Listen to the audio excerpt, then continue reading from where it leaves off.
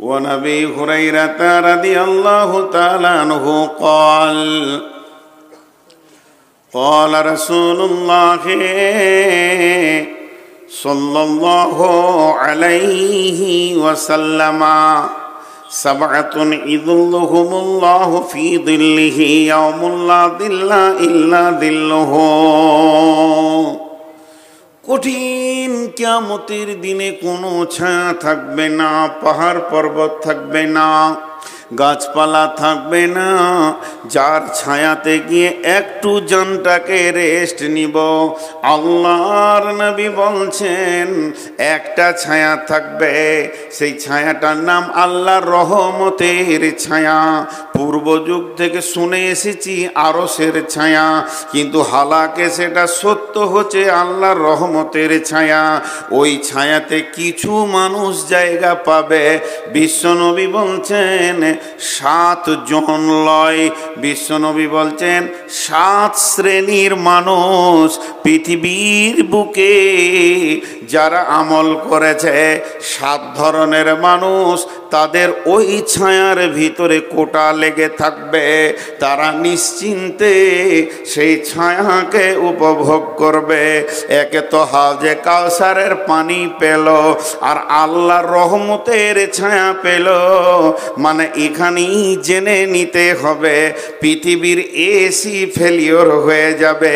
সেই ছায়াটা কেমন হবে? এটা বৈজ্ঞানিকের তৈরি এসি যদি এত শীতল হয়, এত মনোরম হয়, মনোরঞ্জন হয়, আমার রবের ছায়াটা কত মনোরম মনোরঞ্জন হবে, কত সুন্দর হবে। সেই রবের আমার রহমতের ছায়াতে জায়গা পাবে। কে বলছেন? কে বলছেন? বিশ্ব নবী বলছেন। কে পাবে রে? 1 নম্বর তুমি এসো, 2 নম্বর তুমি এসো, 3 নম্বরে তুমি এসো। এই বলে তাদের কোটা লেগে যাবে, জায়গা পেয়ে যাবে। এই পৃথিবীর বুকে যারা 7 রকম আমল করেছে, একজনাই যে 7 রকম করেছে তা নয়। যে আমলগুলি বলা হয়েছে, এই গুণ যার ভিতরে একটা থাকবে, ও আরশের ছায়াতে বাস করবি।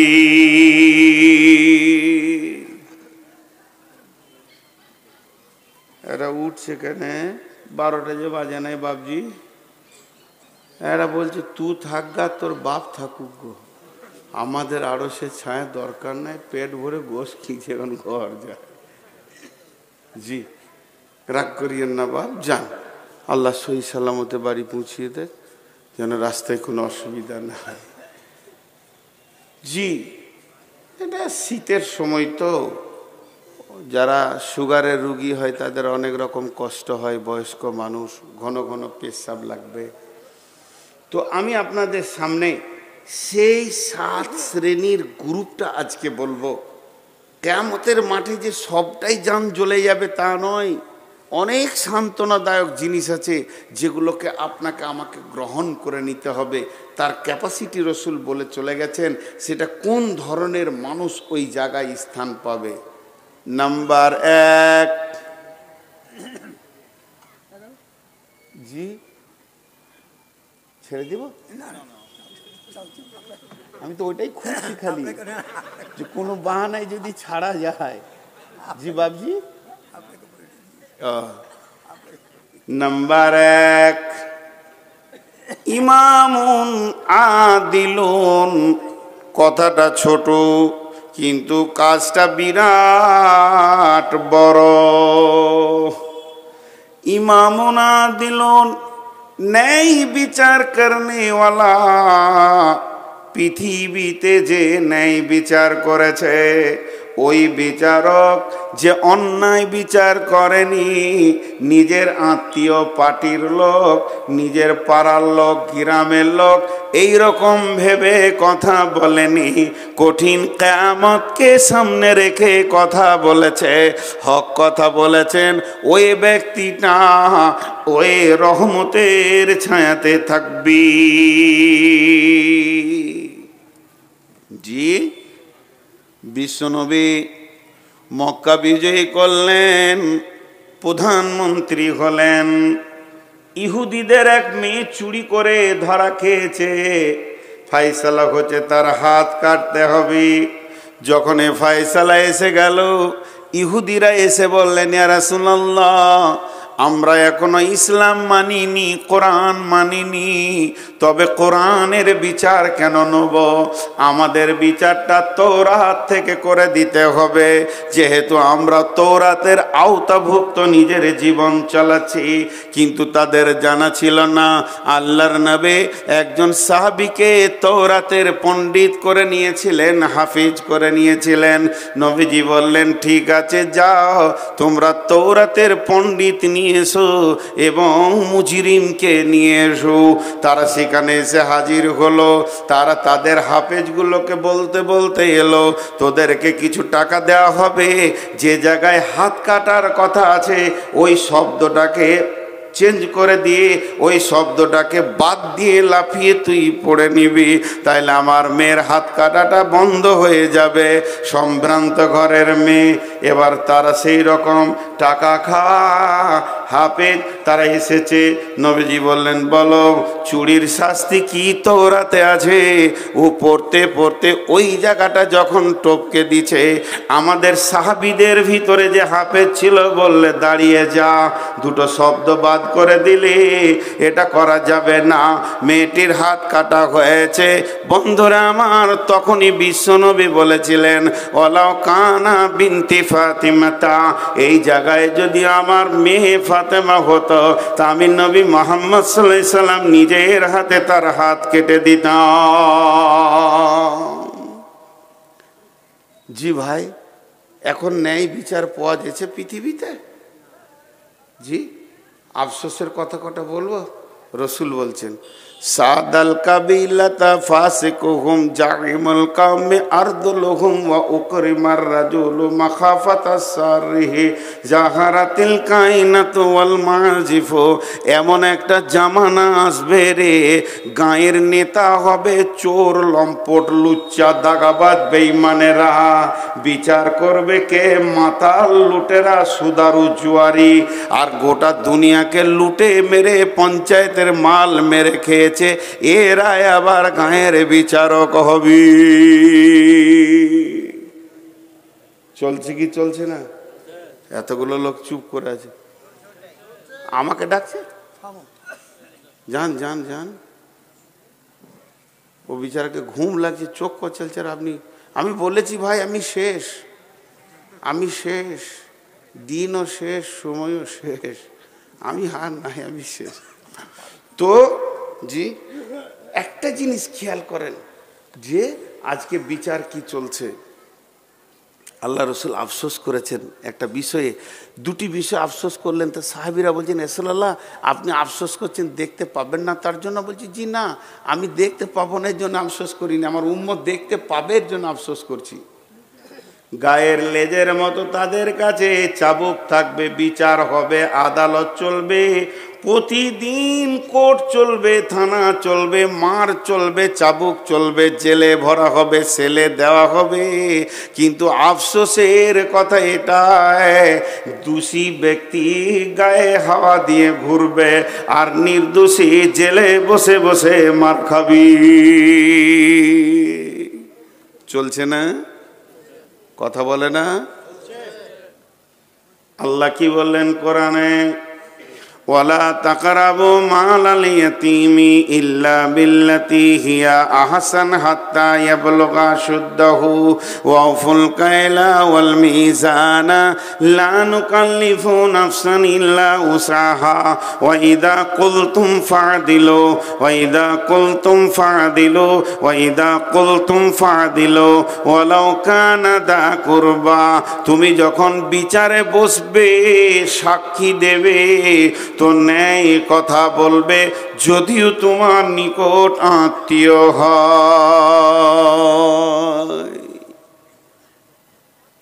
একটা ছেলে 4 চাকা গাড়িতে লাগিয়ে দিয়েছে মোটর সাইকেল, এইখানে উদাহরণ দিচ্ছি আপনাদের বরজুমলাতে। আর গাড়িটা আসছে কোথা থেকে? পাকুড় থেকে। সে গরিবের বাচ্চা বিচারাকে 400 টাকা দিয়ে বলেছে মালটা ঢেলে দিয়ে আজকে ঘুরে এসে খাবি। পেট তার চুঁ চুঁ করছে। আর যে টোটোওয়ালাদের অত্যাচার চলছে রোডে, আল্লাহ মাফ করো। এ যে করোনা ভাইরাসের থেকেও কঠিন ভাইরাস। চার চাকা নিয়ে চলা যে কত কঠিন। আমি ড্রাইভারকে বলি, টোটো দেখে সাবধান হবি, এলপি গাড়ি দেখে সাবধান হতে হবে না, তাদের ঠিক আছে, কিন্তু এদের কোনো ঠিক নেই। একটা প্যাসেঞ্জার দেখে নিয়েছে, ভরম করে ব্রেক করে দিলে, ওই বাড়ি থেকে আসছে, ও এইখান থেকে ব্রেক মেরে এমনি করছে, যাবে নাকি? তার মানে যে চেপে আছে সেই ইন্নালিলা পড়ছে, জানাজা পাবে না। এদের যা চরিত্র আর কি। তো ন্যায় বিচারের ব্যাপারে আমি আপনাদের সামনে যেটা বলছি, যে একটা গাড়িকে টোটোতে লাগিয়ে দিয়েছে, এলপি গাড়িতে। দোষ টোটোওয়ালার, অন্যায়ের। বেলাইনে ছিল, ওটা বড় গাড়ি একটু লেগেছে, তো এর একটা চাকা চলে গিয়েছে, ভেঙে গিয়েছে। এখন ওকে কলার ধরে নেমিয়ে মারছে, চলছে মার। ও মারতে মারতে ওর বন্ধু এসে বলছে, তাহলে আমিও অনেকদিন মাস্তানি দেখায়নি, তাই চুলটা হিলিয়ে দিয়ে ও মারলে। এখন মানে বর্তমান যুবকদের একটা ভাইরাস, লম্বা চুল আর খালি মাথাটা এমনি করছে, আর হাতটা খালি এমনি করছে, হাতটা খালি এমনি করছে।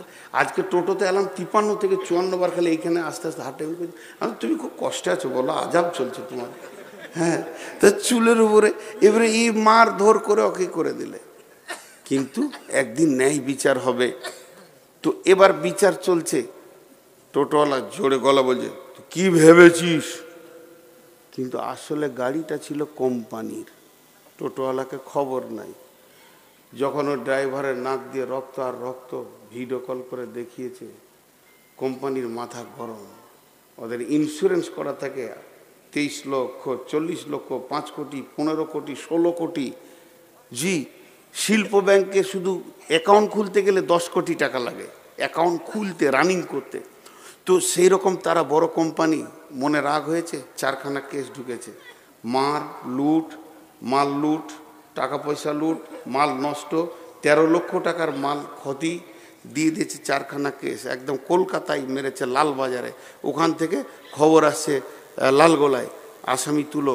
রাত 3টের সময় পুলিশ এসে টোটোওয়ালার ঘর ঘেরে টেনে বার করছে। কি হলো? বলে এতগুলা কেস আছে, চোর। ঠান্ডা, ঠান্ডা মানে ওর গোষ্ঠী পর্যন্ত ঠান্ডা। অঙ্ক করে 3 লাখ টাকার ঘর বাড়ি নাই, কিন্তু মাস্তানি করেছে। বহু ঘটনা এরকম ঘটেছে, চটপট করে তার গায়ে হাত দিতে যেন না। দিয়ে যখন ওকে থানাতে বসানো হয়েছে, মন দিয়ে শুনবেন, একদিন ও তো বসিয়ে আছে, থানা বড়বাবু বলছে বস, বসলো। একদিকে এসপি, একদিকে ডিএম, একদিকে এসডিও, আর একদিকে আরও কিছু কোম্পানির লোক, বিরাট টিম নেমে গেছে। ওকে তখন বলছে, তুই লাগিয়েছিলি না গাড়িটা লাগিয়েছিল? তখন গলার ভিতর থেকে, আস্তি করে কেন বলছিস? তুই সেই দিনে কেমন করছিলি? যেদিন মেরেছিলি সেই দিন তোর গলার সাউন্ডটা কেমন ছিল, আজকে কেন হালকা হয়ে গেল? আদালতের মাঝে পড়েছো, সৈন্যের মাঝে আছো, এখন তোমার সমস্ত আম শুকিয়ে চূড় হয়ে গেছে। এখন তুমি আর আমলাও, তোমার নাম আমচুর। টেনেও সোজা করা যেছে না। বড়বাবু বলছে গলা ঝেড়ে কথা বল, পানি খাওয়া। বলছে স্যার ভুল হয়ে গেছে, চলবে না। তো আমার আল্লাহ বলছে, আমি জিভটাকে রেখেছি 32টা সৈন্যের মধ্যখানে। 2টি সিবিআই কাস্টম তার ওপরে আছে, 2টা সিআইডি রয়েছে, এই দিকে 2টা কাস্টম অফিস তাকে ঘেরে রেখেছে। মাথাটা হলো গোটা বডির আদালত। এতগুলোর ভিতরে যেদিকে তুই কথা বলিস, এটাই হলো তোর কথার জায়গা। আল্লাহ বলছেন, ওয়াইদা কুলতুম, যখন তুই কথা বলবে, ফাদিল, ইনসাফ করে কথা বলবে। তোর বডিতেই আমার সিআইডি কাজ করছে। ফাদিল ওয়ালাউ কানা দা কুরবা, যদিও সে নিকট আত্মীয় হয়। বাদশাহ নিজে হরিণ শিকার করতে গিয়েছে, এইরকম করে তীর ধরেছে, একবারে ফলা তীর। হরিণকে পাবে তো আর ওকে আর দুনিয়া থেকে বেঁচে থাকতে হবে না। আর যেই তীর ছেড়েছে, হরিণটা তরফ করে লাফিয়ে উঠেছে, আর লক্ষ্যভ্রষ্ট হয়ে পায়ের তলা দিয়ে সেই তীর। নদীর ধারে এক বুড়ি এমনি করে কাপড় সাফ করছিল, আর ওর একমাত্র বিধবা মেয়ে বাচ্চাটা দাঁড়িয়েছিল, কানে পড়ে স্পট হয়ে গেল। কাজীর কাছে বিচার চলে গেল। বাদশা নিজে মেরেছে, দেশের বাদশা মেরেছে, আর বিচার গেছে কাজীর কাছে। আজকে শুক্রবার, রবিবার বিকাল 3টে ফাইসালা হবে। বাদশাকে এনে হাজির করা হলো। বাদশার সিংহাসনে নাই, কাঠগোড়ায় দাঁড়িয়ে আছে, বুড়ি দাঁড়িয়ে আছে, দাফন কাফন হয়ে গেছে। একদিকে স্বামী হারিয়েছে, এবার সন্তান হারালো, যার মুখ পানে তাকিয়ে দুনিয়ার আলো দেখছিল। বাদশা তীর হাতে করে গিয়েছে, কাজী বিচার দিচ্ছে। বাদশাহ বলে, বলুন তুমি মেরেছো? বলে, হ্যাঁ স্যার, ইচ্ছা করে নয়, তবে লক্ষ্যভ্রষ্ট হয়ে গিয়েছিল। হরিণটা চলে গেল, গিয়ে নদীর ধারে ঘাটে উনি কাপড় সাফ করছেন, ওর বাচ্চার কানে লেগেছে, তীর স্পট হয়ে গেছে। বাদশাহ এবার ফাইসালা দিচ্ছে, জাল্লাদ, আমার আল্লাহর ফাইসালা কতলের পরিবর্তে কতল। তুমি হরিণ মারবে না বাঘ মারবে তোমার ব্যাপার, কিন্তু তোমাকে ডানে বামে দেখতে হতো। যদি তীর লক্ষ্যভ্রষ্ট হয় তাহলে তীর কোথা গিয়ে পৌঁছাতে পারে। তুমি নিশা মতো, পাগলার মতো হরিণের নিশাই মেরে দিয়েছ। অতএব হে জাল্লাদ, তুমি ওই বাদশার গর্দনকে উড়িয়ে দাও। বাদশা তীর তাকে ধরলো, ধরে এইভাবে টান দিয়ে নিশান করে কাজীকে বলছে, কাজী রে, আজকেও আমি তীরটা এনেছিলাম, যদি আমার পানে মুখ পানে তাকিয়ে তুমি অন্যায় বিচার করতে, আর একটা মার্ডার আমি করতাম। কারণ আমি তীর হাতে করে কাঠগড়ায় উঠেছি, এই জন্যে অন্যায় বিচার আমি দেশে মেনে নিতে পারবো না। আমার গর্দন চলে যাক, কিন্তু ন্যায় বিচার হয়ে যাক। বুড়ি তখন এই কাঠগোড়া থেকে কাঁদতে শুরু করেছে, কাজী সাহেব, এটা তো আমার মুজরিম, আমি যদি মাফ করে দিই বাদশাকে আপনি কি করবেন?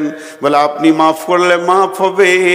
কাজী সাহেব, আমি ওকেই মাফ করে দিলাম, একটা সন্তান হারিয়েছি, এটার মায়ের কোল যেন আর খালি না হয়। বাদশা দৌড়ে এসে বুড়িকে জড়িয়ে ধরে বলছে, মা, তোমার যে সন্তান মাটিতে শুয়ে গেছে, ওটাকে আমাকেই মনে করে নিয়ে তুমি আমার কাছে বাকি জীবনটা কাটিয়ে নাও। আল্লাহ বলছে, আরো সে নিচে ছায়া নিবি। আজকে একবার বিচারে বসে দেখবেন, কেন বিচার শুনতেই বিরক্ত লাগবে, বিচার শুনতেই বিরক্ত লাগবে। হ্যাঁ, একটা সাইকেলে অ্যাক্সিডেন্ট হয়েছে, মোটর সাইকেলের সাথে কাদা ছিল, কাদাতে স্লিপ করে গিয়েছে মোটরসাইকেলটা, সাইকেলের উপরে পড়ে গিয়েছে, সাইকেলটা ভেঙে গিয়েছে। মোটর সাইকেলওয়ালাও তৃণমূল, সাইকেলওয়ালাও তৃণমূল, কিন্তু যার ঘরের সামনে কাদা সে সিপেম। বিচার হচ্ছে, ও কাদা করেছিল কেন, টাকা ওকেই 10,000 লাগবে। সে বিচারা জানের ভয়ে 10,000 টাকা দিয়ে খালাস পেল। আমাদের এখানে সব জজ বসে আছে, যতগুলো বসে আছে জজ। জি, শুধু ন্যায় বিচার নিয়ে কথা বললে অনেক কথা চলে আসে। নাম্বার 2 নম্বরটাকে যা ওই আরশের ছায়াতে থাকবে, সেই 2 নম্বরটা হলো ওয়াশাবুন নাসা ফি ইবাদাতিল্লাহি তাআলা। ওই যুবক, ওই যুবতী যে যৌবন কালটা আল্লাহকে দিয়ে দিয়েছে, আল্লাহর প্রেমে ব্যয় করেছে। যুবতীকে যেখানে যৌবন ক্ষয় করতে বলেছে ওখানেই ক্ষয় করেছে, আর যুবকরাও ওই জায়গায় যৌবনকে কাটিয়েছে। যুবকের যৌবনে 2টি ডিউটি, আর যুবতীদের যৌবনে একটা ডিউটি। যুবতীদের যৌবন, যুবকের যৌবনে পুরুষের যৌবন কাল দুটি কাজ করবে। একটা কাজ করবে কে? সে ইনকাম করবে, যেখানেই থাকবে হাজুরে হালাল পয়সা নিয়ে সে জমা করবে। আল্লাহ বলেছেন ফাইদা কুদিয়াতিস সালাতু ফান্তাশিরু ফিল আরদি ওয়াবতাগু মিন ফাদলিল্লাহি ওয়াযকুরুল্লাহা কাসীরান লাআল্লাকুম তুফলিহুন।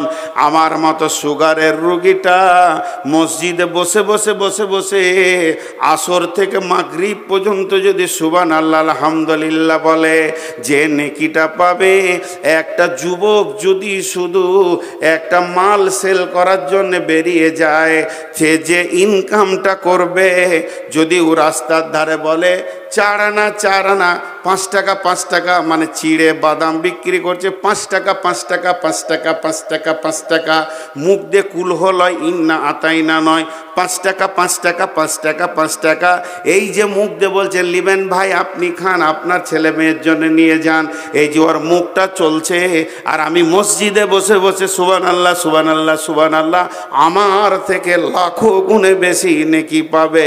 তসবিহ করাটা হলো সুন্নত নফল, কিন্তু হালাল উপার্জন করা হচ্ছে ফরজ, এটা কোরআনের হুকুম। ফরজে আইন। হে যুবক, তুমি যৌবনকালে ইনকাম করবে, আর কি করবে যৌবনকালে? ওয়াল হাফিজুনা লিহুদুদিল্লাহ, আল্লাহর কোরআনের হিফাজত করবে। যেখানেই শুনতে পাবে কোরআনের বিরুদ্ধে কাজ চলছে, জান দিব না হলে জান নিয়ে নিব। ইউকাতিলুনা ফি সাবিলিল্লাহি ফায়াকতুলুনা ওয়া ইকতালুনা, হয় কতল করব না কতল হয়ে যাব, আল্লাহর জমিনে বেঈমানি করতে দিব না। যুবক তুমি উঠে দাঁড়াও, দুটি তোমাদের কাজ। আর যুবতীরা কি করবে? কুল্লিল মুমিনাতি ইয়াগুযুদনা মিন আবসারিহিন্না ওয়া ইয়াহফাজনা ফুরুজাহুন্না, মেয়েদের যৌনাঙ্গ, মেয়েদের শরমগাকে কেন্দ্র করে আমার রব কোরআনে বেশ কয়েকটা আয়াত নাজিল করেছেন। আম্মা জানা এসাকে পাক করতে গিয়ে 11খানা আয়াত নাজিল করেছেন। হযরত মারিয়ামের পবিত্র ঘোষণা করতে গিয়ে বেশ কয়েকটা আয়াত নাজিল করেছেন। এবং আমার রব সারা পৃথিবীর যত মুমিন আছে, আল্লাহ ওয়ালি আছে, এদের যৌনাঙ্গকে এক জায়গায় করে বলেছে তোমরা এটাকে হেফাজত করো। এটা যে কত দামি জিনিস, আমার পৃথিবীতে যত নবী, যত মাওলানা, যত মুফতি, যত বক্তা, যত মাদানি, যত কারি, যত হাফেজ, যত শহীদ, যত নবী, যত আম্বিয়া এসেছে, ওটার ভিতর দিয়ে পৃথিবী দেখেছে। আল্লাহ বলেছেন সুম্মাস সাবিলা ইয়াসসারা, তোমাদের মায়ের রাস্তা তোমাদের জন্য আসান করে দিয়েছি, এর জন্য পৃথিবীর আলো দেখেছ। হে আমার মায়ের দল, লুচ্চাদের পাল্লায় পড়ে তুমি এত দামি জিনিসটাকে নষ্ট করে দিও না।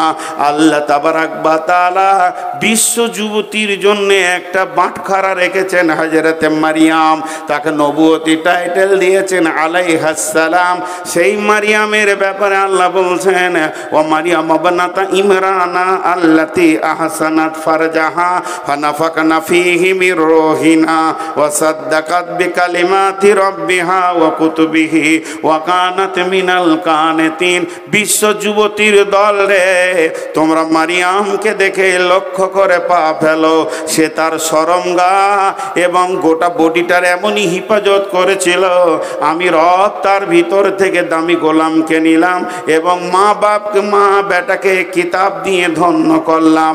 আজ যদি কোনো যুবতী বুকে হাত দিয়ে সতীত্বের গ্যারেন্টি দিতে পারে, শুধু যৌনাঙ্গ নয়, তার দাঁতের হাসিতে, চোখের চাওয়ানিতে কোনো পুরুষ যেন, হালাল পুরুষ যার সঙ্গে বিয়ে হালাল আছে, সে যেন আনন্দ না পেয়ে যায়।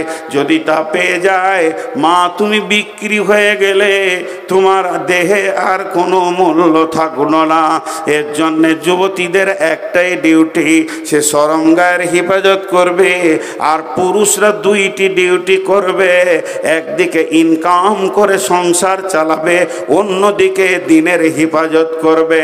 আমার নবী বলছেন ওয়াশাবুন নাসা ফি ইবাদাতিল্লাহ, ওই যুবক যুবতী আল্লাহর রহমতের ছায়াতে কোটা লেগে যাবে, যার যৌবনকাল আল্লাহর হুকুমের ওপরে চলেছে। আর 15 মিনিট পানি খায় আর একবার।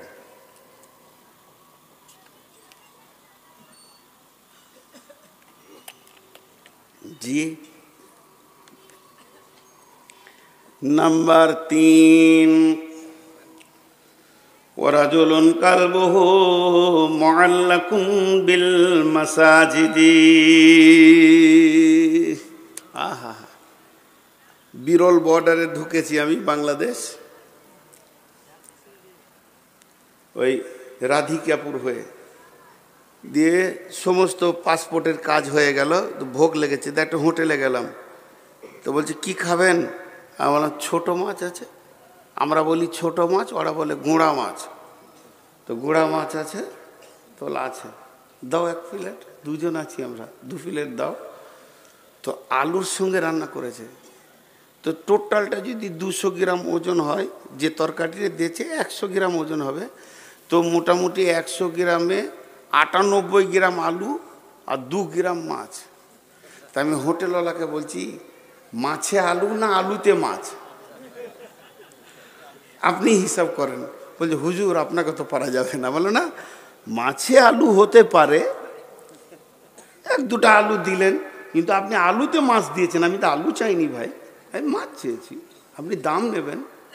জি, 1 লিটার দুধে 9 লিটার পানি, তাহলে দুধে পানি না পানিতে দুধ?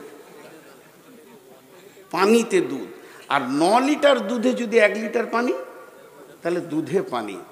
তো আমাদের জীবনটা হবে মসজিদওয়ালা দুনিয়া, কিন্তু হয়ে গেছে দুনিয়াওয়ালা মসজিদ।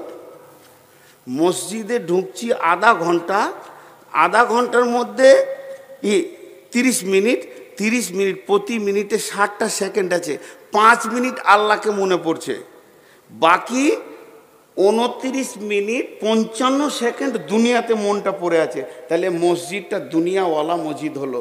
আর আমার রসুল বলছে তোমার দুনিয়াটা মসজিদওয়ালা হয়ে যাক। তুমি মাঠে কাজ করবে, কিন্তু তোমার দিল পড়ে থাকবে মসজিদে। তুমি মার্কেটে থাকবে, হঠাৎ চমকে উঠবে, কিরে বাবা আজান হলো নাকি?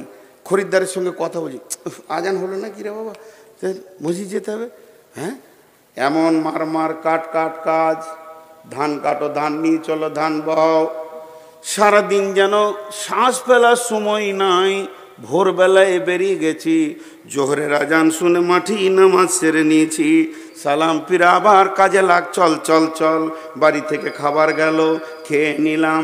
আসরের সময় ধানগুলো গছিয়ে সন্ধ্যার সময় বাড়ি এসে যেই মাগরিব ডুবো হয়ে গেছে, আজান শুনলাম, আর বাড়িতে মন টিকছে না। দিল যেন মসজিদ যেন দিলকে ছিঁড়ে লিছে। মসজিদ রে, তোকে জোহরে দেখিনি, আসরে দেখিনি, এখন মাগরিবে না দেখে আর থাকতে পারবো না। মসজিদে যদি দিলটা টাঙা থাকে আর বডিটা যদি দুনিয়াতে ঘুরে বেড়ায়, আপনার কাজগুলো নামাজেই গণ্য হয়ে যাবে। কারণ আপনি নামাজিরত রয়েছেন, শুধু ছুটি নিয়ে দুনিয়া করতে গেছেন। অতএব বন্ধুরে, আল্লাহর নবী বলছেন ওয়ারাদুলুন কালবুহু মুআল্লাকুন বিল মাসাজিদে, ওই লোক যার অন্তরটা মসজিদে টাঙা আছে। হাজি, আমরা ইমামকে মুয়াজ্জিনকে মসজিদ সাফ করার ব্যাপারে হুকুম করি না? এটা খুব নেকেট, অনেক বক্তা দেখায়, আমি দেখাচ্ছি না, এটা নোংরা। কেন আমি আল্লাহর ঘর সাফ করব? আমার হাত দিয়ে করব? বেদাতি পীর আছে আমাদের এলাকায়, তোর নামটা আর করছি না। তো ও পীর জীবিত পীর এখনো বেঁচে আছে, 2টা আছে একই গ্রামে, একটা মরেছে একটা আছে। তো আমাকে আমার দিল চাইলো যে ওকে একদিন দেখা করি। ওই এলাকায় থাকতাম আমি একটা মাদ্রাসায়। তো ভদ্রলোক এত হার্ড আরবি জানে, আবার ইঞ্জিনিয়ার, ইংল্যান্ড থেকে পাস করা ইঞ্জিনিয়ার, পীর, ইংল্যান্ড থেকে পাস করা ইঞ্জিনিয়ার, আর এত হার্ড আরবি জানে যে ও আরবি বলবে তার আপনি ডিকশনারি ছাড়া তর্জমা করতে পারবেন না। ভদ্রলোক এত শিক্ষিত, কিন্তু ওই এহরামের মতো একটা কাপড় নিচে পরে আছে আর একটা গায়ে দিয়ে আছে। ওর একটা মুরিদকে বললাম, তোর পীরকে দেখাবি না একবার? বলে চলেন, নিয়ে গেল। তো আমি মসজিদের দরজায় দাঁড়িয়ে আছি, ঘন ঘন ঘড়ি দেখছি, মানে 40 মিনিট পরেই আমার বাস, 40 মিনিট পরেই বাস। বলছে আপনি দাঁড়ান, আমি পীর সাহেবকে ডেকে আনি। ভিতরে গেল, তো দেখছি ওই রকম এহরাম হালাতে আসছে, কিন্তু মাথা ঢাকা মেয়েদের মতো এইদিকে ঘুরে নিয়েছে। তো চুলটা দেখার আমার খুব শখ ছিল, শুনেছি ওর চুল নাকি 2 হাত, কিন্তু দেখতেই পেলাম না। তো দেখার খুব শখ ছিল, টেনে তো খুলতেও পারছি না। তো অনেক উঁচু শিক্ষিত মানুষ, সে খবর আমি জানি। উনি আসলেন, আমি বলছি না যে এটা ভালো কাজের লাইন। তো এসে আমি এক হাতে মুসাফা করলাম, উনি এক হাতে মুসাফা করলেন। আসসালামু আলাইকুম। ওয়ালাইকুম আসসালাম। কী বাবা নূর মোহাম্মদ? আমার নামটা আগে থেকেই জানে, বা ও বলেছে ওর মুরিদ। আমি অনেক দিন থেকে ভাবছি হয়তো তুমি একবার দেখা করবে, তো এতদিন পরে এলে। আমার সাথে ওর বয়স আসমান জমিন পার্থক্য, উনি মুরব্বী। তো বললাম জি হে, আমি দাঁড়িয়ে আছি। তো চট করে মসজিদে উঠি, একটা মসজিদের মুসল্লাকে এনে আমাকে বলছে বসো, আর ঝাঁটাটা নিয়ে মসজিদ ঝাঁট দিতে শুরু করলো। আমি বলছি হুজুর আমাকে দেন। বলছে না, তুমি মেহমান, তোমাকে দেওয়াটা আমার ঠিক হবে না, এটা তো রসুল দেননি মেহমানকে, আমাকে তোমার ইজ্জত করতে হবে, আমাকে তুমি বলছে বয়স হিসেবে। বসলাম, দেন বললাম প্রথমেই বেয়াদবি মাফ করবেন, আমার গাড়ি আর 40 মিনিট, অল্প সময় দিব, কিছু আমাকে বলেন। তো কথা শুরু করলো যে আজকের দিনে এখন তোমার সঙ্গে আমার দেখা হবে এবং অল্প সময় টাইম দেবে, আমার কিছু মনে করার নাই, এটা ফয়সালা আসমান থেকে এসেছে, আল্লাহর ফয়সালা। তা মা বাপের সঙ্গে ভালো ব্যবহার করবে, প্রতিবেশীর সঙ্গে ভালো ব্যবহার করবে, আল্লাহ রসুলের সুন্নতের পাবন্দির ওপরে জীবন কাটাবে, ফরজ হুকুম ছেড়ে দিও না, আল্লাহ তোমাকে ঠিক কামিয়াবের জায়গায় পৌঁছাবে। এই কথা বললেন, তারপর আমি চলে আসলাম। ওর সঙ্গে আর আমার দেখা নাই। তো ওর কাছ থেকে এই ইলমগুলো পেয়েছিলাম ওর মুরিদের কাছ থেকে, শরীয়ত, তরিকত, হাকিকাত, মারিফাত, তান্ত্রিক, তামাসিক, যান্ত্রিক, রাজসিক, এই রুটের লাইনে যে কথাগুলো ওখান থেকে উদ্ধার করেছিলাম অনেক। তো খুব নোংরা জায়গা আছে ওখানটা, খুব নোংরা আছে, আপনারা শুনে ভালো মনে করলেন, খুব নোংরা আছে। কিন্তু আমি এই কথা বলতে বলতে এতদূর এলাম কেন, যে একটা আন্তর্জাতিক পাস করা ইঞ্জিনিয়ার, ও পীর হোক আর না হোক, এটা তো পাস করে এসছে ইঞ্জিনিয়ার, মসজিদে উঠি প্রথমে ঝাঁটাটা হাতে করে ঝাঁট দিতে লাগলো, কারণ ওর হৃদয়ে মসজিদের মহব্বত আছে। আর আমরা মসজিদে ঢুকে খক থু, এবার জানলাতে লম্বা হয়ে ঝুলছে, সে ঝুলছে তো ঝুলছে, ওটা ওর সাফ করারই কোনো নিয়তি নেই, অথচ এটা আল্লাহর ঘর। আর মা বোনেরা গোটা ঘরে যেটা ঝাড়ু দিয়ে জমা হবে মাল, ওটা নিয়ে যে মসজিদের পাশে ঢেলে দিলে, মসজিদকে নোংরা করে রেখেছে। মসজিদ এত সুন্দর হয়ে থাকবে, আপনার একটা বাড়ি, আমার একটা বাড়ি, আপনার একটা বাড়ি, ইনার একটা বাড়ি, ওনার একটা বাড়ি, গোটা গ্রামে 300 জনের 300টা বাড়ি, আর 300 জনের একটা বাড়ি। তাহলে বলেন ওখানে ময়লা থাকে কি? 300 জন যদি নিয়ত করে আল্লাহর ঘরে ঝুল হতে দিব না, আল্লাহর ঘরে ভিতর কেন বাইরে তো দাগ লাগতে দিব না, একটু ময়লা লাগতে দিব না, আমি সুন্দর করে ঝেড়ে দিব। আল্লাহর নবী বলছেন ওয়ারাদুলুন কালবুহু মুআল্লাকুন বিল মাসাজিদি ফিল মাসাজিদি, ওই লোক আরশের ছায়াতে থাকবে, রহমতের ছায়াতে থাকবে, যার হৃদয়ে মসজিদের মহব্বত আছে। হ্যাঁ, শুনো শুনো ইয়া ইলাহি, শুনো আমার মোনাজাত। জি, তুমি মসজিদেরই ঝাড়ু বারদার করো আমারে হাত। আজকে সকলে একটা নিয়ত করি, যখনই সময় পাবো মসজিদ পরিষ্কার করব ইনশাআল্লাহ। আর আজ থেকে 5 ওয়াক্তের নামাজ ছাড়বো না ইনশাআল্লাহ। আর সামনে রোজাতে রোজা রাখবো ইনশাআল্লাহ। বাস হয়ে গেল। এইটা তো মসজিদ এটাই চাইছে, মসজিদের দিলটা পড়ে আছে, মানে আমাকে মসজিদে সলাত আদায় করতে হবে, মসজিদের জন্য আমার প্রাণ চলে যাবে। জি, 3 নম্বর হলো 4 নম্বর রাজুলানি তাহাব্বা ফিল্লাহি ইজতামা আলাইহি ওয়া তাফাররাকা আলাইহি। আমার নবী বলছেন তোমার আরশে কোটা লেগে গেছে, রহমতের ছায়াতে তোমার রিজার্ভেশন লেগে গেছে। হাহুতাশ করো না, পস্তাতে হবে না। যদি আল্লাহর জন্যে ভালোবাসা করো আর আল্লাহর জন্যে যদি ছাড়াছাড়ি করো, তবে তুমি রহমতের ছায়াতে জায়গা পাবে। মুশরিক জান্নাতে যাবে, দেখছো আরো উত্তর দেয় না। মুশরিক জান্নাতে যাবে? মাদানী সাহেব চুপ করে আছে, আর এরা বলছে না যাবে না। কে বলে যাবে না? শিরক একটা বিষয় করা যায়, মহব্বতের, মহব্বতকে ভাগাভাগি করা যায়। আমি আব্বাকে ভালোবাসি, মাকে ভালোবাসি, সন্তানকে ভালোবাসি, বিবিকে ভালোবাসি, আলেম ওলামাকে ভালোবাসি, আল্লাহকেও আমি ভালোবাসি। ভালোবাসা এমন একটা ইবাদত, আল্লাহ কোরআনে বলেছেন, হে মুসলমান, কুল ইন্নামা আনা কুলি ইজা কুল ইন্নামা আনা বাসারুম মিসলুকুম ইউহা ইলাইয়া আন্নামা ইলাহুকুম ইলাহু ওয়াহিদ ফামান কানা ইয়ারদু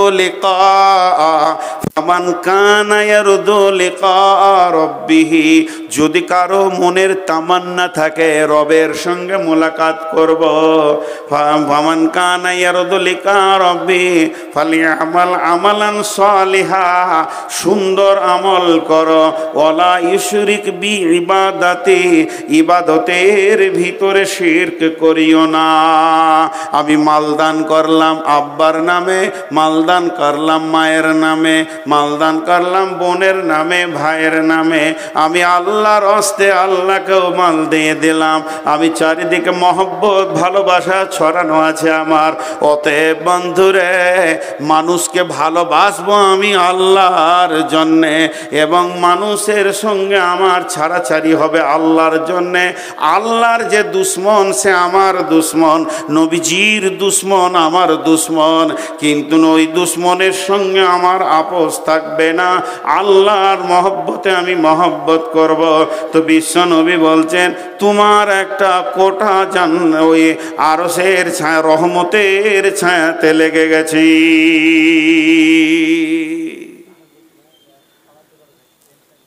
বর্তমানে যত ভালোবাসা হয় স্বার্থ লুকানো থাকে। কথাটা বুঝাতে পারলাম? স্বার্থ লুকানো থাকার কারণে ওটা প্রেম বলা যাবে না, ওটার নাম হবে ধান্দাবাজ। ওটার নাম কি? ধান্দাবাজ। ওর যখনই স্বার্থ ফুরিয়ে যাবে টুক করে কেটে যাবে। ভালো কাউকে বাঁচতে গেলে অন্তর থেকে ভালোবাসতে হবে, যে ভালোবাসার ভিতরে কোনো রকম কোনো ছল চতুরি থাকবে না। জি, তাহলে আর 3 মিনিট আছে, ঘড়িও হ্যাঁ কালেকশন আছে, কে করবে? হ্যাঁ, সিজন পেরিয়ে গেল, বলছে আলু তুলো। এখন আম গাছে একটা যদি আম বের করে দিতে পারেন তা আপনাকে 10 লাখ টাকা কালেকশন দেবো। না, এটা ভুল হয়ে গেল, 12 মিশে গাছে থাকতে পারে।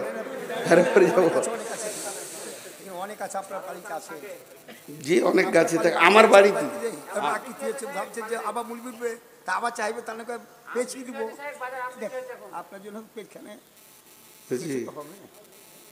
আল্লাহ রসুলের পরে বলছেন 5 নম্বরে বলছেন রাজুলুন দাতুহু ইমরাতুন দাতা মানসিবিন ওয়া জামালিন ফাকালা ইন্নী আখাফুল্লাহ।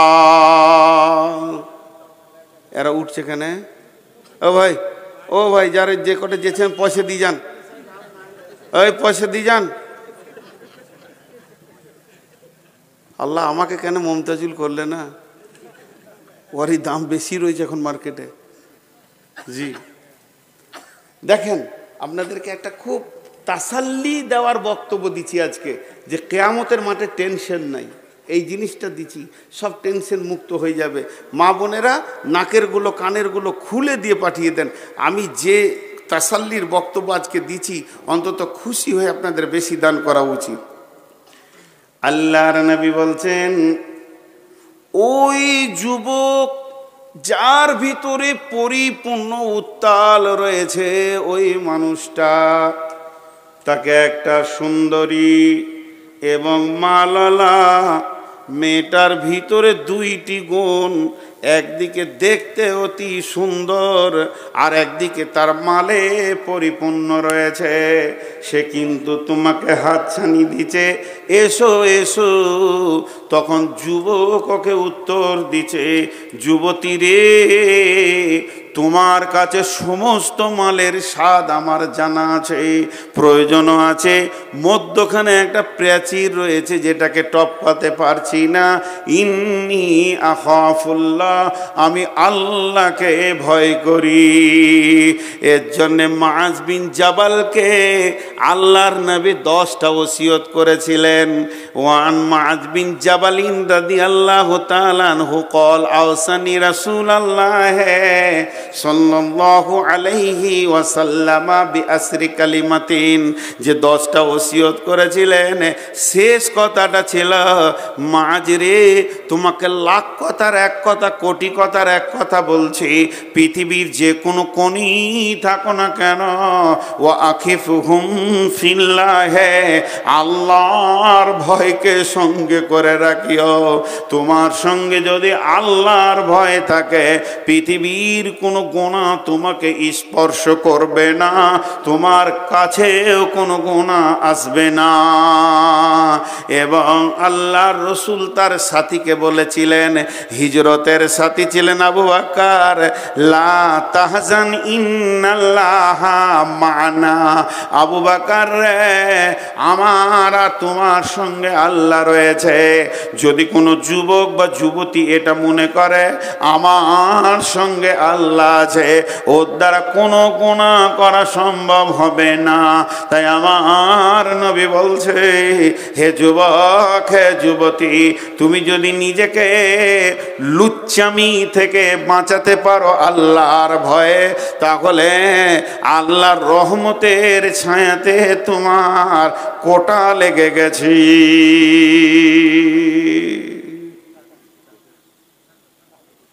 জি, কটা হলো ভুলে গেছি, 5টা হলো। 6 নম্বরে, ওয়ারাজুলুন তাসাদ্দাকা বিসাদকাতিন ফাআখফাহা হাত্তা লা তা'লামু শিমালুহু মা তুনফিকু ইয়ামিনুহু। আল্লাহ তাবারাক ওয়া তাআলা রাসূল বলছেন, ওই হাত দান করনেওয়ালা, সে ডান হাতে দান করেছে, বাঁ হাতকে তার খবর নাই। ছন্দ করে আদায় করে দান করা যাবে বলেছে আলেম ওলামারা, আমি তো আলেম নই, জাহেল। তো আলেমরা বলছে আদায় করা যাবে, কিন্তু ছন্দটা যেন শরীয়তের বাইরে না হয়। তো ছন্দ করে আদায় করছে, কিন্তু এমন ছন্দ, জরিনা বিবি দিয়ে পাঠিয়েছে 200 টাকা, যদি ওর নামটা বলা না হয়েছে তা আরেকবার বলছে, বলগা, আমার নামটা বলে নাই। হ্যাঁ, কিন্তু গোপন দান দেখেন, প্রকাশ্যে দান করা যায়, ওটা ক্যান্সেল করা যাবে না। রাসূলুল্লাহ সাল্লাম প্রকাশ্যে নিয়েছেন, কেছো দাও, জমা করো, সব প্রকাশ্যে দিয়েছেন। আবার গোপনও দান করা যায়, কিন্তু গোপন দানে তো দান হবে, আবার আরেকটা এক্সট্রা ফেসিলিটি বেনিফিট হবে, যে আল্লাহ রহমতের ছায়াতে জায়গা লাগবে। জি, একটা লম্বা হাদিস, আর হাদিস পড়ছি না। লা তাসাদ্দাকনা বিসাদকাতিন ফাখারাজা বিহি বিসাদকাতিহি ফাওয়াজাহা ফি হাদিস সারিকি, এর আগেও আমি বর্ণনা করেছি। নবী মুসার জামানায় ঘটনা, বানি ইসরাইলদের একটি লোক নিয়ত করলো, আজকে গোপনে দান করব, আমি নবী মুসাকেও বলবো না, এই হাদিসটা ইমাম বুখারী আলাইহি রাহমা বর্ণনা করছেন। বিশ্ব নবী বলেছেন, নবী মুসার জামানায় ঘটনা, লোকটা কত এখলাসের সঙ্গে দান করছেন, এমনকি নবীজিকেও সে জানাচ্ছেন না, সেই জামানার নবীও জানছে না। সে গোপনে এক জায়গায় এতটি মালকে, এতটি স্বর্ণ মুদ্রা হোক, রৌপ মুদ্রা হোক, দেরহামকে বেঁধেছে, রাতের আঁধারে ঘুরছে। আজকে রাতে দান করব, এমন লোককে দিব যেন কেউ না জানতে পারে আমি দান করেছি। মোড়ে একজনকে দিয়ে দিল ওর কোলে। এবার দানটা দিয়ে নিজেকে কাপড় ঢাকা নিয়ে লুকিয়ে আঁধারে পালিয়ে গেল। ওই মালটা নিয়ে এবার গয়ে প্রচার, সকালবেলায় যেখানে 5টা লোক ফাসবাহু ইয়াতাহাদ্দাসুনা তুসুদ্দিকাল লাইলাতা আলা সারিকে, যেখানেই 5টা লোক সেখানেই আলোচনা হচ্ছে, ওরে কপাল শোন, আজকে রাতে কে গোপনে দান করেছে, করবি কর, এলাকার সেরা চোরকে করেছে। চোরের হাতে মাল পড়ে গেছে। এবার দান কান্নাওয়ালা তো জানছে যে আমি করেছি, তাহলে চোরের হাতে পড়ে গেল, ওর মন আফসোস, বলছে আজকে আর একবার করব। আবার ওই রকম টাকা নিয়ে বের হয়েছে, আজকে বেটা ছেলেকে দিব না, তারা মেয়ে মানুষকে দিয়ে দেবো। আঁধারে দিয়ে দিয়েছে। ফাসবাহু ইয়াতাহাদ্দাসুনা তুসুদ্দিকাল লাইলাতা আলা জানিয়া, সকালবেলা বলছে, ওরে সুবহানাল্লাহ, গতকালকে দিয়েছিল চোরকে, আজকে দিয়েছে বেশ্যাকে। দান করনালা বলছে, কপাল কি হচ্ছে রে, চান্স লাগছে না কেন, এ তো ভেজাল খালি সাইড হয়ে যাচ্ছে। আবার বলছে, আচ্ছা দান 3 দান, আজকে একবার দেখি। আবার বের হলো, দেখছে কোনো যুবককে দিব না, যুবতীকে দিব না, থুত্তুড়ে বুড়াকে দিয়েছে। সে রাস্তার 3 মোড়ে বসে আছে, খুব খুব করে কাশছে, বলছে এর মতো গরিব আর নয়, তাহলে একেই দিয়ে দিই। ওর কোলে দিয়েছে। ফাসবাহু ইয়াতাহাদ্দাসুনা তুসুদ্দিকাল লাইলাতা আলাল গানি, সকালবেলায় কারায় পাড়ায় মোড়ে মোড়ে আলোচনা চলছে, দানের বহর বেড়েছে। প্রথম দিন দিয়েছে চোরকে, দ্বিতীয় দিন দিয়েছে বেশ্যাকে, তৃতীয় দিন দান করেছে এলাকার বড় লোক, একমাত্র হাড় কিপটে বকিলকে। এবার ও কাঁদতে শুরু করেছে, আল্লাহ কি করলাম যে আমার দানকে কবুল করছো না। পরে বর্ণনা দিচ্ছেন হাদিসটাতে যে আল্লাহ বলছে, তোর 3 দিনের দানকে কবুল করে আমি 3 জনকে হেদায়েত দিয়েছি। ওই জানিয়া মেয়েটা বলছে, আল্লাহ আর জীবনে নোংরা কাজ করব না। এই এটা বিয়ে বাড়ি পেয়েছিস? তখন থেকে শুনেই যেছি, হায়া সরব নাই, চিল্লাইছে। তো আপনারা একটু ধৈর্য ধরেন। তো ওকে জানিয়াকে হেদায়েত দিয়েছি, চোরকে হেদায়েত দিয়েছি, বখিলকেও হেদায়েত দিয়েছি। দেখেন, দান যদি ইখলাসের সঙ্গে হয় তাহলে তার রিয়াকশন আলাদা হবে। আর একটা আছে 7টার মধ্যে বলে নি, শেষকালে ওয়ারাদুলুন যাকারাল্লাহ খালিয়ান ফাফাদাত আইনাহু, ওই লোকটা রহমতের ছায়াতে থাকবে, যে লোকটা গভীর রাত্রিতে উঠে চোখের পানি আল্লাহর কাছে ফেলে। অনেকে বলবে দোয়া জানি না, খ্যাপা, সব থেকে বড় দোয়াটা আমার কাছে শিখেলেন, চোখের পানি, এর থেকে বড় দোয়ার কিছু নাই। বাচ্চা ছেলে কোন ভাষায় কথা বলে? 1 বছরের 1.5 বছরের বাচ্চা, হ্যাঁ, কান্না করে। ওর কাজ হচ্ছে কেঁদে দেওয়া, মায়ের কাজ হচ্ছে ওর কান্না চুপ করানো। তো আমার কাজ হচ্ছে আল্লাহর কাছে কেঁদে দেওয়া, ওর কাজ হচ্ছে আমার কান্নাকে চুপ করানো। কেন কাঁদছি? মামলা হয়েছে, ঋণ হয়েছে, ব্যথা হয়েছে, অসুস্থ হয়েছে, ছেলে কথা শোনে না, মেয়ে কথা শোনে না, বিবি কথা শোনে না, আব্বা কথা শোনে না, ভালো লাগছে না, শরীর চলছে না, যত রকম তোমার অভাব আছে এতগুলা বলার তুমি বলতে পারবে না, মনেও থাকবে না। তবে যে কেঁদে দিল সে লুটে নিল, যে রো দিয়া ও লুট লিয়া। অতএব চোখের পানিতে খালি তুমি বেশি কথা বলো না, একটা শব্দ বলো, রব্বানা রব্বানা রব্বানা। মূর্খ আছি, ভাষা জানি না, জ্ঞান নাই, আমার কি দরকার আমি নিজেই জানি না আমি কত মূর্খ। মাবুদ তুমি হলে সব থেকে শাহিনশাহ, আমার চোখের পানি তোমাকে বন্ধ করতে হবে। জাহান্নাম নিব না, জান্নাত ছাড়ব না। পৃথিবীর বুকে আমার অনেক রকম কেস মামলা আছে, মাবুদ তুমি আমাকে আনন্দ করে দাও।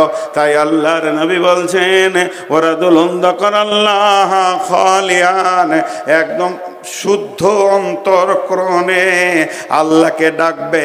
ফাফাজাত আইনাহু, তার দুটি চোখের পানি গরম গরম বইতে থাকবে। বিশ্বনবী বলছেন, উম্মত রে, রহমতের কোটাতে তোমার সিট লেগে গেছে। ভাই, যতটি লোক বসে আছেন, আমার কথা যখন 1.5 ঘন্টা শুনতে পেরেছেন, তা আমার 1.5 মিনিটের একটা কথা শুনেন। এই আয়োজন, এই লাইট, সাউন্ড, মাইক, এত কিছু একটা কমিটি, খারাপ কথা না বললে মানাচ্ছে না বলছি। আমি ওনাদেরকে গাধা বলতে চাইছি না, গাধার মতো 3 মাস 4 মাস থেকে খেটে যে একটা আয়োজন দিয়েছে, যদি আপনারা কিছু না দিয়ে চলে যান, এটা কেমন হবে আপনি আপনার আদালতে বিচার করলেন। আপনারও একটা সুস্থ মস্তিষ্ক আছে, আপনি ঠিক নেই বিচারটা পেয়ে যাবেন। আপনার বিবেক আপনাকে বলবে এটা চূড়ান্ত পর্যায়ের অন্যায় হচ্ছে। বিধায় যতটি লোক বসে আছেন, আমি এখানে একটা চাদর দিছি, ওই চেয়ার থেকে, ওই দূরে থেকে হেঁটে এসে একবার চাদরে হাতটা রেখে যান। এটা আমার শেষ কথা। আর মা বোনেরা, ওখানে যেভাবে কালেকশন হচ্ছে ছাত্রীদেরকে দিয়ে, ওখানে একবার চাদর, এখানে একটা চাদর দেন। আর 2000, 5000, 1 মণ, 2 মণ, 20 কেজি, 50 কেজি ধান দেনেওয়ালা যদি কেউ আছেন, তো আল্লাহর রাস্তে বলেন। এই মজলিস আপনি আল্লাহ, আমি একটু দোয়া করি, আপনারা আমিন বলেন। এই আল্লাহ, তুমি আমাদের এই সভাকে কবুল করে নাও, এই মাদ্রাসাকে কবুল করে নাও, সন্ধ্যা থেকে নিয়ে যত দান হয়েছে কবুল করে নাও। শুধু এখানে নয়, সারা পৃথিবীতে ইসলামকে বাঁচানোর জন্য যত কালেকশন হয়েছে কবুল করে নাও। আল্লাহ, আমাদের মা বাপকে তুমি মাফ করে দাও, দাতার মা বাপকে তুমি মাফ করে দাও। আল্লাহ, তুমি হায়াতে তাইয়্যিবা দাও, তুমি আমাদের সকলকে কবুল করে নাও। ভাই, আপনারা উঠে আসেন, নেকি বেশি পাবেন, উঠে আসেন। চাদরওয়ালার কাছে আপনারা উঠে আসেন, সকলে কথা বলতে বলতে আসেন। সবাই বলেন সুবহানাকা আল্লাহুম্মা ওয়া বিহামদিকা ওয়া আশহাদু আল্লা ইলাহা ইল্লা আনতা আস্তাগফিরুকা ওয়া আতুবু ইলাইকা। আপনারা উঠে আসেন ভাই আমার। একজনও চাদরে হাত না দিয়ে যাবেন না। আপনার টাকা নাই, আপনি খালি হাতটাও চাদরে দিয়ে তারপরে যাবেন। জি, টাকা লাগবে এমন কোনো শর্ত বলিনি, টাকা নাই, খালি হাতটা চাদরে দিয়ে যান। আল্লাহর গোলাম, রসুলের উম্মত, আপনি একবার বিসমিল্লাহ বলে বরকতের দোয়াটা দিয়ে যান। আপনার বরকতের দোয়াতে ইনশাআল্লাহ আল্লাহ তার মাদ্রাসাকে, আমাদের মাদ্রাসাকে, বানাতকে কবুল করে নেবেন। বিধায় আপনাদের কাছে খুব মিনতি করে করজোরে বলছি, আল্লাহর ওয়াস্তে আপনারা দিয়ে যান। না, সবাই আসবে, কেউ বাদ যাবে না ইনশাআল্লাহ, কেউ বাদ যাবে না। কোথা ঢুকে গিয়েছে।